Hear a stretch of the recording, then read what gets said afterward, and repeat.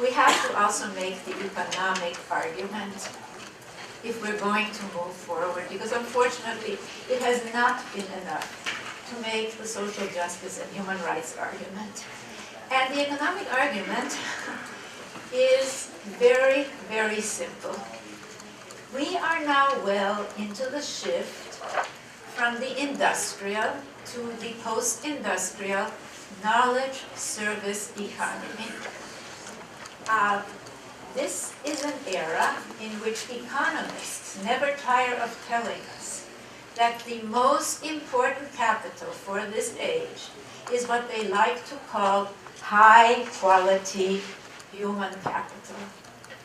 Well, we know that whether we have that high-quality human capital, you know, these people who are more flexible, right, who are more creative, who can work in teams rather than just taking orders from above, who can solve problems, right? We know that from neuroscience, not just from social science, that heavily hinges on the quality of care and education children receive early on.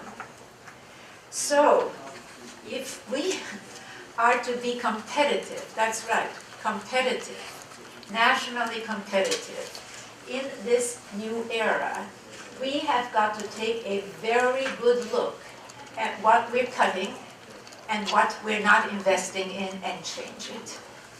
Because this is, for those people who say, well, you know, it's the economics, right, that counts.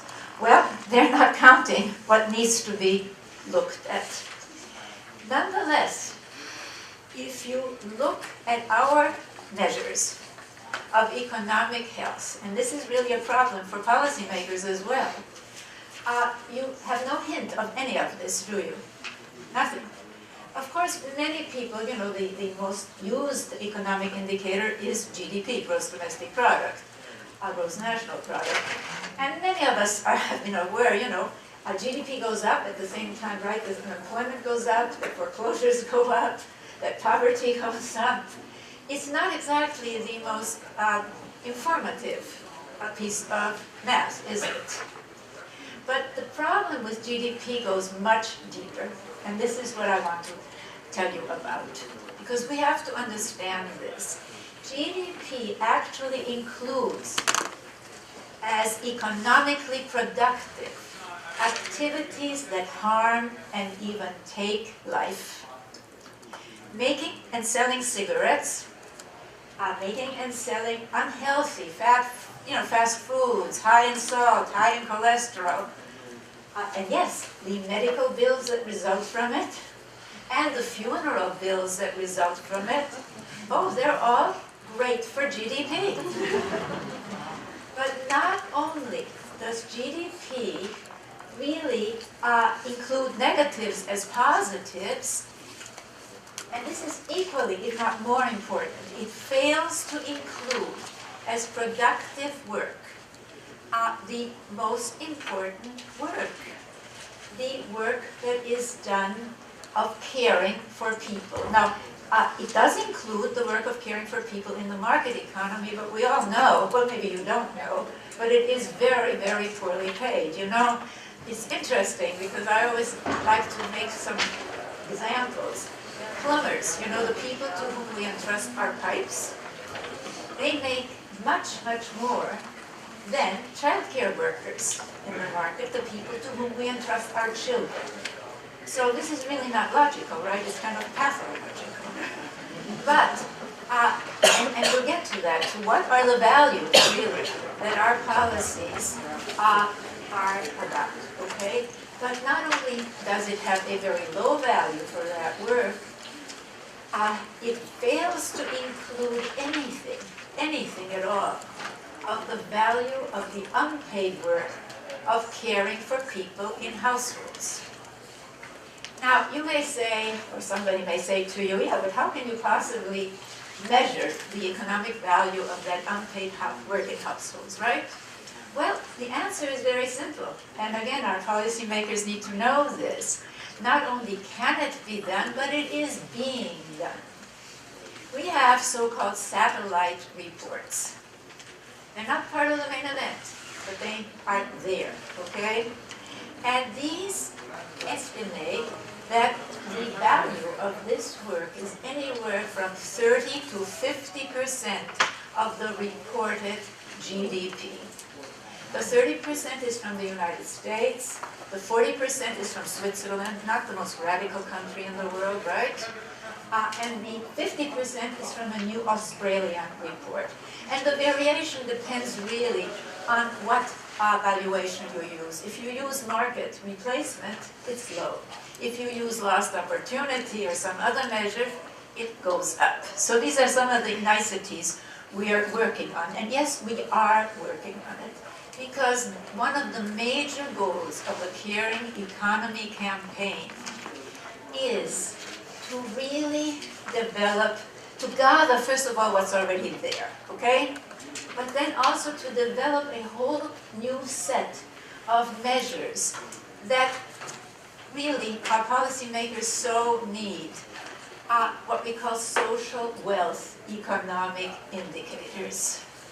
And one of the leitmotifs, one of the themes really in the development of this set of indicators is to identify something, again, that's crucial for economic competitiveness, not only human well-being, which is what are the drivers in a society that make it possible for every individual to develop her or his capacities.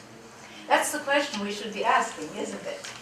And that's the question behind the development of social wealth indicators.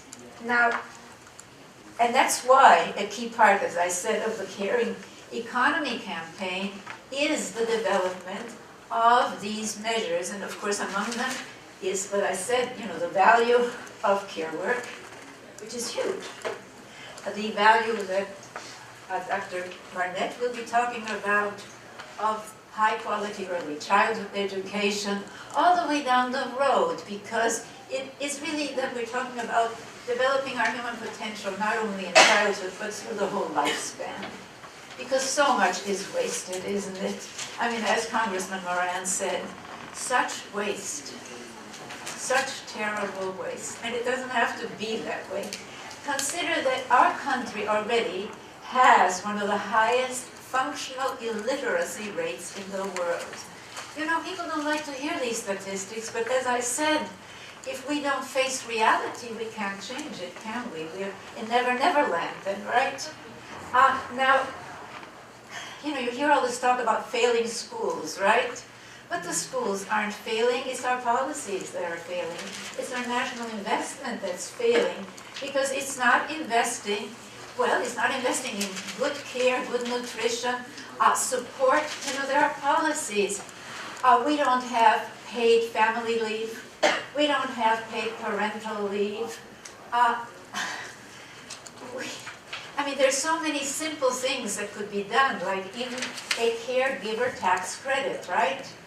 If you have a child tax credit, that's nice, but the caregiver is still invisible, okay? And we're talking about making this work visible and making not only its human importance visible, but also its economic importance. And the same with parenting. We know today from science what is or is not going to be the kind of parenting that helps children develop their potentials. So why not have mandatory parenting classes, for goodness sakes? Something sensible for a change. First of all, the studies are very clear from pilot projects. Teen pregnancy rates would plummet, right? Because kids would know, oh my God, that's what it really means to take care of a baby? Yikes. Child abuse rates would also be sharply reduced because of these old patterns, that people have learned or experienced. They could leave them behind. And just think of the lost human potential and the economic potential. Because I always have to come back to that. You have to really talk to people where they're coming from, right? And so we have to make the economic argument.